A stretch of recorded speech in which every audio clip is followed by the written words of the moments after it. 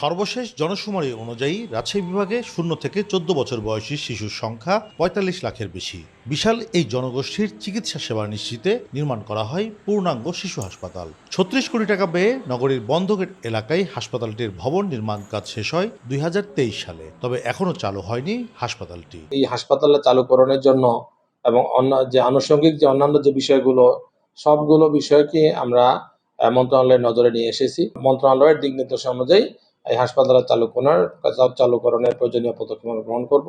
দেশ জুড়ে হাম ছড়িয়ে পড়ায় আবারও আলোচনায় শিশু হাসপাতালটি। অভিভাবকরা বলছেন, এটি চালু হলে এই অঞ্চলের শিশুরা উন্নত চিকিৎসা সেবার আওতায় আসবে। আর হাসপাতালটি দ্রুত চালুর দাবি জানিয়েছেন নাগরিক প্রতিনিধি ও জনস্বাস্থ্যবিদরা। এই যে শিশুদেরকে আজ বিনা চিকিৎসায় মারা যেতে হচ্ছে, মায়ের বুক খালি হচ্ছে, এর পিছনে যাদের ষড়যন্ত্র আছে, অবশ্যই আমরা তাদের বিরুদ্ধে ব্যবস্থা নিয়ে অবিলম্বে শিশু হাসপাতাল চালু করার জোর দাবি জানাচ্ছি। বিভিন্ন জায়গা থেকে যে সমস্ত একমাত্র আরএফএল ক্লাস পাইপ নিশ্চিত করে প্রতি ইঞ্চিতে সঠিক থিকনেস ও সঠিক মাপ। পাইপের বস, না কিনলে লস।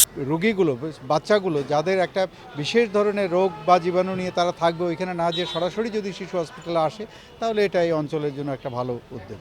মঙ্গলবার রাজশাহী সফরে এসে শিশু হাসপাতালটি চালুর উদ্যোগ নেওয়ার কথা জানালেন স্বাস্থ্যসেবা বিভাগের সচিব কামরুজ্জামান চৌধুরী। ভবন তৈরি করে আছে, কিন্তু অন্যান্য সুবিধাদি না হওয়ার কারণে আমরা এই রাজশাহী বা আশেপাশের জনগণ সেবা থেকে বঞ্চিত হচ্ছে। আমরা একটা চেকলিস্ট করে আমরা যত দ্রুত সম্ভব আমরা ওখানে অন্তত আউটডোর সেবা, বাচ্চাদের আউটডোর সেবাও চালু করে দিব ইনশাল্লাহ। ২০০ শয্যার বিশেষায়িত শিশু হাসপাতালটিতে 12টি আইসিইউ বেড থাকার কথা আছে।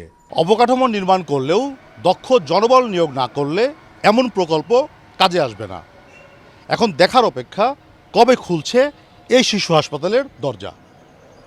কাজী শাহেদ, দেশ টিভি, রাজশাহী।